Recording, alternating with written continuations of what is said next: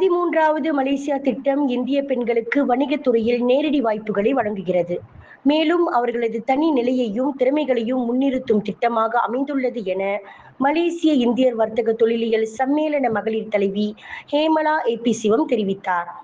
13 MP என்பது வெறும் ஆவண திட்டம் அல்ல, இது மடானி அரசாங்கத்தின் உறுதியான அறிவிப்பாகும்.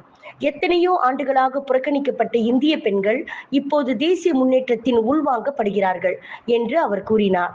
இந்த திட்டத்தின் மூலம் கல்வி, தொழில்நுட்ப மற்றும் தொழில்திறன் பயிற்சி, ஸ்டெம் கல்வி மற்றும் சிறு மற்றும் வீட்டு தொழில்களுக்கு ஆதரவுகள் அதிகரிக்கப்படுவதாகவும் குறிப்பிட்டார். குறிப்பாக B40 வருமான குழுவைச் சேர்ந்த இந்திய பெண்களுக்கு இது ஒரு முக்கிய முன்னேற்றமாகும் என்றார். மேலும் இந்திய சமூக தொழில் முனைவோர் மேம்பாட்டு திட்டம், சமூகம் மற்றும் பொருளாதார மேம்பாட்டு திட்டம் ஆகியவை தொடர்ந்து வலுப்படுத்தப்படுவதால் இது நிலையான முன்னேற்றத்திற்கு வழிவகுக்கும் என்று அவர் நம்பிக்கை தெரிவித்தார். இவை உதவித்தொகைகள் அல்ல, அமைப்பு சார்ந்த ஆதரவு. அரசாங்கம் வறுமை நிலை பெண்களின் வணிக வளர்ச்சியையும் உருவாக்க விரும்புகிறது. இது வாழ்க்கை மட்டுமல்ல, ஒரு பாரம்பரியம் என ஹேமலா சுட்டிக்காட்டினார்.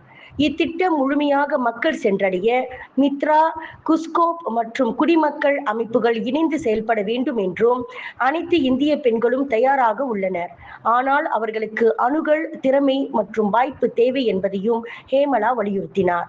விலையில் மேலும் செய்திகளை தெரிந்து கொள்ள கீழே இருக்கும் பெல் பட்டனை அழுத்துங்கள். உங்கள் ஆதரவை வெளிப்படுத்த லைக் மற்றும் ஷேர் செய்யுங்கள். தொடர்ந்து விண்வெளியுடன் உங்கள் பயணத்தை தொடர்ந்திருக்க சப்ஸ்கிரைப் செய்யுங்கள்.